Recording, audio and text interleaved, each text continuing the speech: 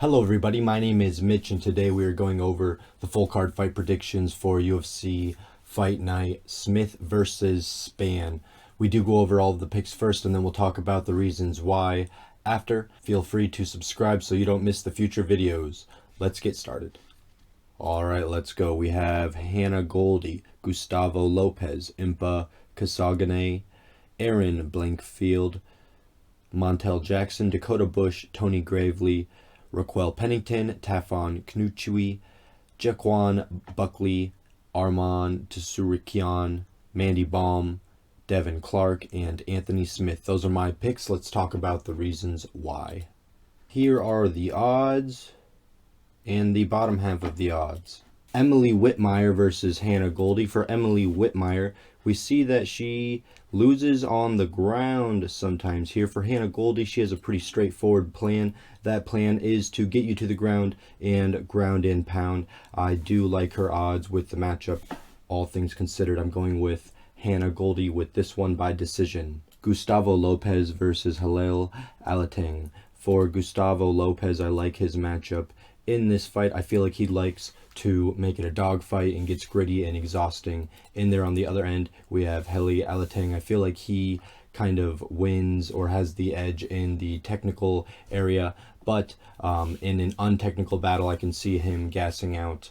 In this fight, I'm going to go with Gustavo by decision. Imbakasaganae versus Carlston Harris. I expect Impa to come in very strong and powerful with good takedown defense, hard to get to the ground, and I feel like that's what Carlston Harris is going to try to do. You see him winning with submissions here. I feel like he is comfortable on the ground. In this fight with Christian Aguilera, they have some wild exchanges, and at some point, I remember Christian tries to go in for a takedown, and that leads to this anaconda choke submission. But I don't think it's going to be so easy to get into those situations with Impa. I feel like he's going to look to keep it standing and just win with the stand-up, knowing that he has the more powerful strikes. I'm going with Impa.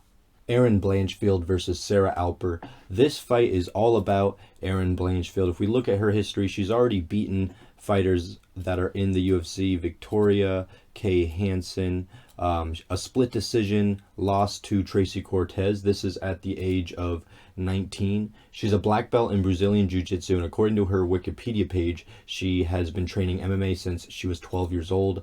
It's nothing against Sarah Alper. I just feel like Erin Blanchfield's resume and history speaks for itself. I'm going with Erin Blanchfield. Montel Jackson versus JP Buys. Man, I don't feel great about this fight for JP Buys. I'm going to take Montel Jackson with confidence in this one. It is at bantamweight, 135 pounds. Maybe JP Buys has fought at that weight before, but we see historically at 125 pounds. If JP looks to go in there and wrestle, I do expect him to be the smaller man, so I'm not sure how that would go. I feel like I remember Cheyenne Buys saying something about really needing money for her fights and whatnot, so I'm afraid of JP Buys taking this fight without being as prepared as he could be just because he needs the money going up a weight class. I just don't feel great about it. I'm going with Montel Jackson with this one. Dakota Bush versus Zhu Rong. When I look at Zhu Rong's past fights, it seems like he walks around with his chin up in the air and his hands down, and he even gets taken down sometimes, but eventually does get the finish in his fights. I feel like that's going to be a problem here with Dakota Bush. I think that you need to come in a little more prepared and sound. I just don't love the way that Zhu Rong fights when he's in there. I'm going with Dakota Bush. Nate Maness versus Tony Gravely. For this one, I'm going with the person who I feel like is the better wrestler, and that is Tony Gravely. I feel like he has relentless wrestling, very good wrestling. In this last fight, he finished 4 out of 6 takedowns. I'm going with Tony Gravely. We can see that he normally does get the finish, so I guess I'm going with Tony Gravely. It does not go the distance. Panty Kion versus Raquel Pennington. I will say I feel like Panty does seem a little faster in there, but I was completely wrong about the Giga versus Barboza fight, so who knows. Giga looked slower to me, but then when they actually fought, Giga looked way faster than Barboza. At any rate, with Raquel Pennington, I feel like ultimately she has a little more tools, mainly in the clinch. She also seems a little more stronger, seems to have a little more power for my eye. I'm going with Raquel Pennington by decision. Taffon Kanukui versus Mike Rodriguez. Taffon Kanukui, while he lost his last fight, he always comes in with that crazy power, and it's hard to look past that. For Mike Rodriguez, I feel like he often finds himself in pretty bad positions, which is not good against a guy like Taffon. He has a lot of power. I also noticed that his nickname is Slow. I just feel like that's not a great package altogether. I'm going with Taffon with this one. Joaquin Buckley versus Antonio Arroyo. I feel like the way to beat Joaquin Buckley, for me at least, would be you kind of like avoid his power strikes and outstrike him, or take him down and don't let him hit you with his power strikes. That way, I feel like what we've seen so far is the outstriking form with Kevin Holland and Alessio De Chirico.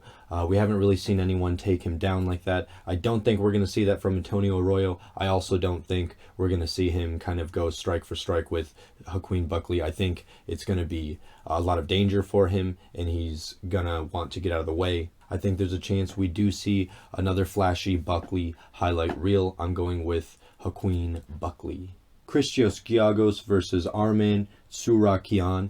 This is, I feel like, modern MMA, where it's kind of hard to side against the guy that's going for the crazy takedowns and completing them well. In his last fight against Matt Frivola, he finishes like 10 out of 12 takedowns. That's absolutely insane. So I got to go with Arman Tsourakian with this one. Although Christos Giagos does look very impressive, it's just hard to side against the guy whose plan is to go in there and get as many takedowns as possible, as you guys know. So again, Arman Tsourakian by decision. Manny Baum versus Ariana Lipsky. I mentioned this in the Darren Till card versus Derek Brunson. That it was originally supposed to be on that card, but essentially I feel like Mandy Baum is very well rounded, and she is coached by John Kavanagh for you Conor McGregor fans. I believe she is. Ariana Lipsky, on the other hand, we see her getting taken down quite a bit in both of her last fights. Mandy Baum can definitely take her down, but I feel like she can also win standing up as well.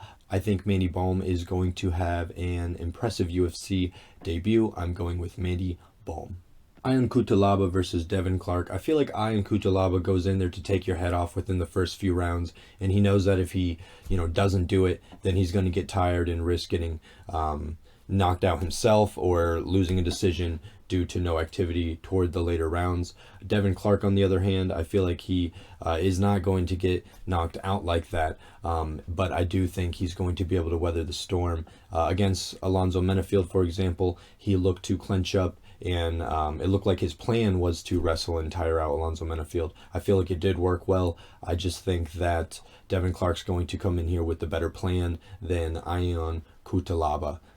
I'm going with Devin Clark with this one. Anthony Smith versus Ryan Spann. I feel like if you just look at resumes, it's easy to lean towards Anthony Smith. He has very good wins recently, and then his only losses are to pretty elite contenders. Alexander Rakic, we expect him to fight for the belt at some point. Glover Teixeira is going to be fighting for the belt next. We all know John Jones, win over Alex Gustafsson, just very big names, elite names there. Ryan Spann, on the other hand, he just seems to have so much power. Even in this loss to Johnny Walker, he did hurt him quite a bit at the beginning of that fight. He almost finished it, if I remember correctly. Ryan Spann, if he connects, it seems to do a lot of damage. I could see him connecting with Anthony Smith and hurting him, stumbling him, leading to the finish. But I do lean towards the idea of Anthony Smith being able to win this fight, taking it in other places other than just a brawl where he's going to get caught. But with that, I am going with Anthony Smith.